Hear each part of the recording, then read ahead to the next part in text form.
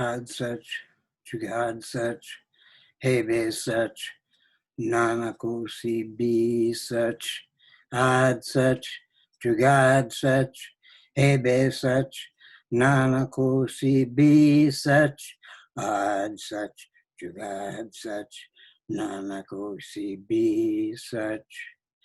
That's a mantra that says, in the beginning you were truth, now you are truth, in the future you will be truth. Pretty much sums it up. Movement. I'm of course thinking of the movement. Usually I've been making these videos from my own experience, so the statements I make are conclusions from my experience. But this time I think I'll get a little more abstract and consider what is movement. Well, clearly it's going from one position to another position, hopefully a better position. There's a Norse rune, Ale, I think it's called, that means movement. I should add, I'm using the Norse runes. Some of my ancestors used runes, but they may not have been the same kind. I'm not sure, I've never seen one of those. But assuming they're the same runes, then I'm entitled culturally to explore the Norse runes. Anyway, this rune that means movement is actually a picture of a horse, a very abstract picture of a horse. It's like a big M. And sure enough, if you think about it, horses were the motive of movement until the internal combustion machine, which happened at the turn of the last century pretty much, and turned out to be an ecological catastrophe. But little did we know. Bucky Fuller said that running the civilization on fossil fuels is the equivalent of running a car down the freeway on the starter motor. And according to him, fossil fuels are merely the starter motor for a real civilization, which is earth-friendly. So, as he says, you use the starter motor, the fossil fuels, to jumpstart the Earth-Moon energy pulsator, which is where the real energy is, unless you believe in zero-point energy, and I haven't seen any evidence of that. Though wouldn't it be convenient if we had zero-point energy tapping into the very energy of the creation of hydrogen from the void? Is that possible? I don't know, maybe. Anyway, that's the kind of side effects of the movement that may take place. You know, we may actually turn around and deal with the never mind economy, that's not my forte, the ecological crisis. And that would solve some of the economic crisis, of course, because all of a sudden there'd be a lot of new jobs in new age fields, if you can use that term. Okay, movement from one place to another. My experiences with the movement of the 60s. And everything has changed, of course, but there's a lot of similarities. The movement of the 60s really took flight when the cultural rebels, the hippies, joined the political rebels, and we made a coalition, and it created a whole lot of energy.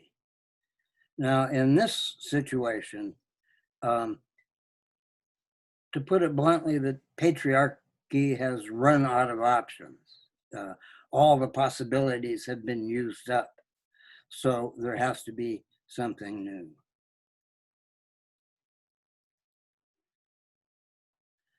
So this movement, and admittedly, I'm with you in spirit, but I'm a little old to be dancing around in the streets with a sign. That's my excuse. Maybe I should, be the old guy in the mix. That would work. But I'll have to get in better shape if I want to do that. There are experiences out there about situations that can arise as a result of active participation in what could end up to be chaos if it gets out of hand. So primarily it has to be love. It can be no other than love that guides the movement. And after the inspiration of Gandhi and Martin Luther King, the same thing has to happen again. And, there's the bridge at Selma, okay? This could get rough. And there will be agent provocateur in the crowd trying to make it violent enough so that there's a good excuse to bang heads. That's the way it was in the old days.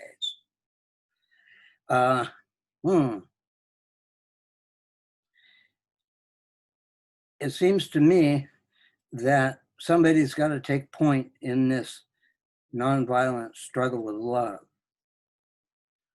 Odd way to put it. And that would be the children, the women, the Indians, and the blacks, and then combination. Black women are especially powerful in this era. And they have a certain mellowness. You can tell that they've forgiven the majority society for the bullshit that they had to go through and became their own person anyway. Those people I would trust. Similarly, the kids don't have any prejudices yet. They don't have any preconceived notions about the way things should be. And now that the whole generation is activated by their situation, the adults have stolen their future and they know it. Okay? So listen to the children. I haven't seen any black children on the tube. I've seen some children. They're very photogenic, okay? But there's systemic racism right there. Anyway, the Indians, the women, the blacks, the children are the ones to turn to. Collectively, they have the key to a new world.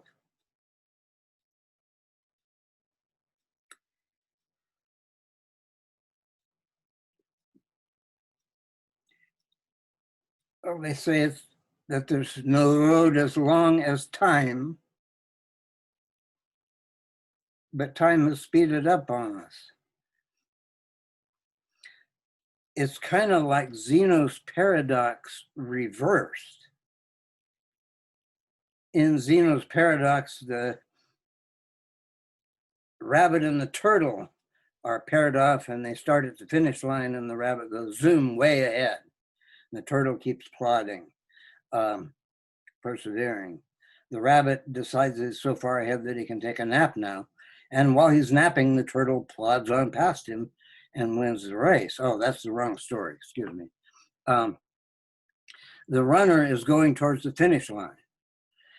He passes the halfway mark. Then he's got half to go, but he passes the halfway mark of that. Now he's at 3/4. Then he passes the halfway mark of that. And he never reaches the finish line.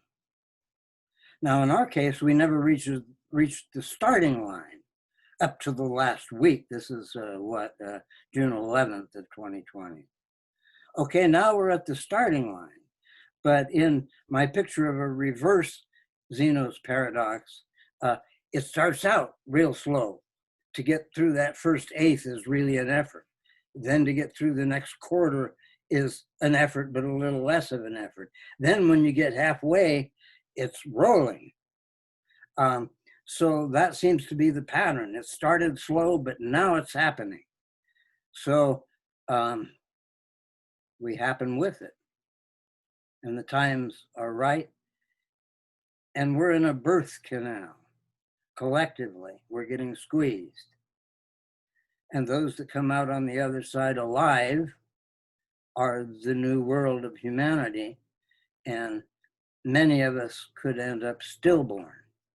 So see to your spiritual well-being as well as your political well-being.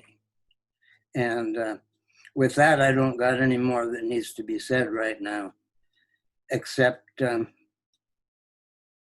win this one. Watch Humble River, what's their name? Pussifer. Good emblem symbolically of what we need to do. Now I'm ending this, another mantra. Oh yeah, I got this out of a book, so I don't feel it's a secret needs to be kept. It's a protective mantra for those on the front line. Nama sarvata jagatibhya sarvatangang shasi mahabali sarvata tagarapunena jati hum hum trata trata prataji swaha. And I won't repeat that. Good night and good luck.